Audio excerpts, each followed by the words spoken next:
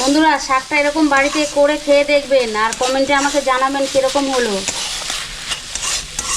শাকটা আমার কমপ্লিট হয়ে গেছে, আমি গ্যাসটা বন্ধ করে দিচ্ছি। শাকটা আমি একটা প্লেটে তুলে নিচ্ছি।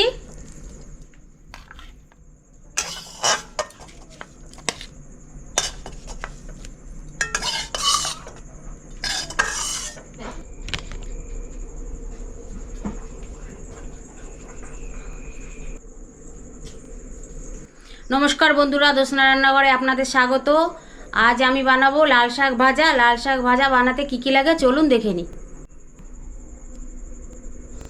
এখানে আমি এক আটি লাল শাক নিয়ে নিয়েছি, কুচি কুচি করে কেটে নিয়েছি আর পরিষ্কার করে ধুয়ে নিয়েছি। আর এখানে আছে 1 চামচ কালো জিরে আছে ছোটো চামচের, আর 2টো শুকনো লঙ্কা আছে ফোড়নে। আর এখানে রসুন আছে 4-5টা থেতো করে নিয়েছি, 4-5টা কাঁচা লঙ্কা নিয়েছি। আর এখানে আছে 1 চামচ পোস্ত, আর এখানে আছে কিছুটা বাদাম, ভাজা বাদাম। চলুন বন্ধুরা, আমি গ্যাসটা জ্বালিয়ে নিচ্ছি। কড়াইটা বসিয়ে দিলাম গরম হতে। কড়াই গরম হয়ে গেছে, আমি কিছুটা সরষের তেল দিয়ে দিচ্ছি।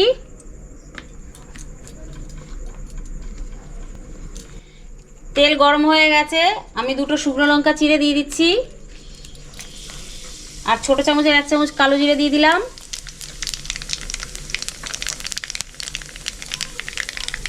রসুনটাও দিয়ে দিচ্ছি থেতো করা।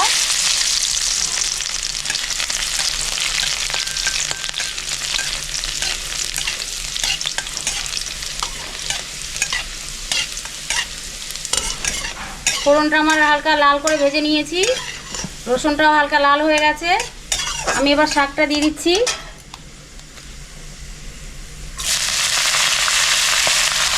এক আটি শাক কুচি কুচি করে নিয়েছি, সেটা দিয়ে দিলাম।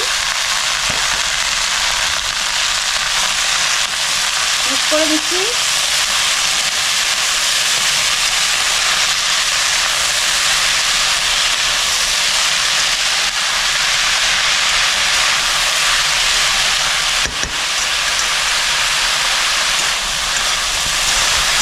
শাকটা আমার মিক্স করা হয়ে গেছে, আমি স্বাদ মতো নুন দিয়ে দিচ্ছি। আর সামান্য একটু হলুদ দিয়ে দিচ্ছি।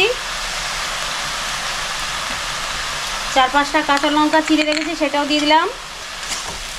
দিয়ে ভালো করে মিক্স করে দিচ্ছি।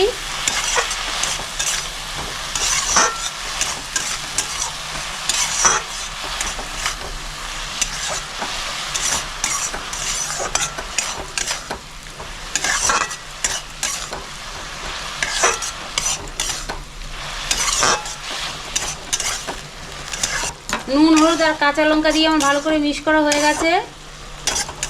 আমি এবারে 2 থেকে 3 মিনিট ঢেকে রাখছি শাকটা। আর গ্যাসটা মিডিয়াম করে দিচ্ছি। 2 থেকে 3 মিনিট হয়ে গেছে, ঢাকনা খুলে নিচ্ছি।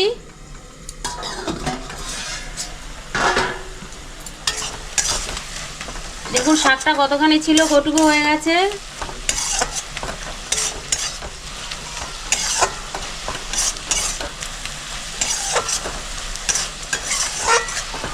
আমি এবারে শাকে পোস্ত আর বাদামটা দিয়ে দেবো। পোস্তটা দিয়ে দিলাম, দিয়ে একটু মিক্স করে নিচ্ছি।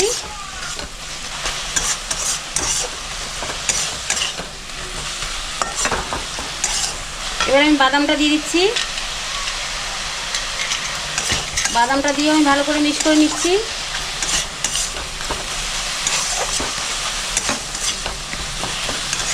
লাল শাক হতে বেশি টাইম লাগে না বন্ধুরা, অল্প সময়ের ভিতরে শাকটা হয়ে যায়।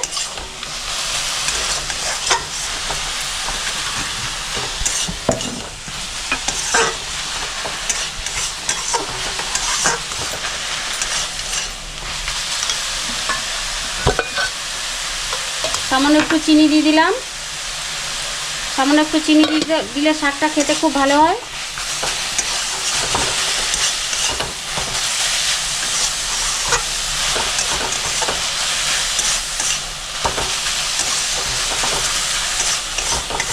বাদাম আর পোস্ত দিয়ে আমি 2 থেকে 3 মিনিট আরও ভালো করে ভাজা করে নেবো শাকটা, তবে আমার শাকটা কমপ্লিট হয়ে যাবে।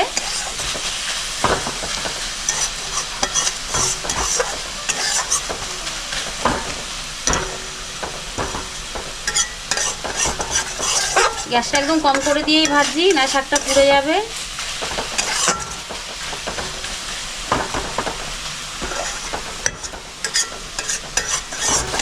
বন্ধুরা 2 থেকে 3 মিনিট হয়ে গেছে, শাক ভাজা আমার কমপ্লিট।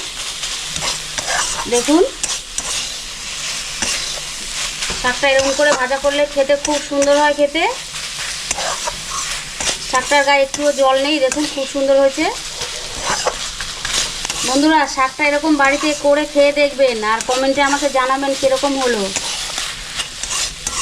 শাকটা আমার কমপ্লিট হয়ে গেছে, আমি গ্যাসটা বন্ধ করে দিচ্ছি।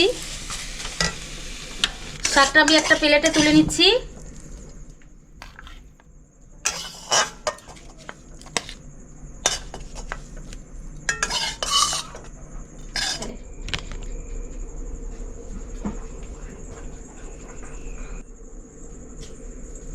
বন্ধুরা এতক্ষণ দেখলেন জ্যোৎস্নার রান্নাঘরে লাল শাক ভাজা। এই লাল শাক ভাজা রেসিপিটা আপনাদের যদি ভালো লেগে থাকে তাহলে অবশ্যই চ্যানেলটার পাশে থাকবেন আর পাশে থাকা বেল আইকনটা প্রেস করে দেবেন, যাতে আমাদের কোনো ভিডিও আপনাদের কাছে অতি সহজে পৌঁছে যায়। বন্ধুরা পাশে থাকবেন, সাথে থাকবেন, চ্যানেলটাকে লাইক, শেয়ার, কমেন্ট, সাবস্ক্রাইব করে দেবেন আর আমাদের পাশে থাকবেন। বন্ধুরা আজকের মতো ভিডিওটা এখানেই শেষ করছি। আবার দেখা হবে জ্যোৎস্নার রান্নাঘরে নতুন কোনো রেসিপি নিয়ে। ততক্ষণের জন্য tata, bye bye, good night, শুভরাত্রি।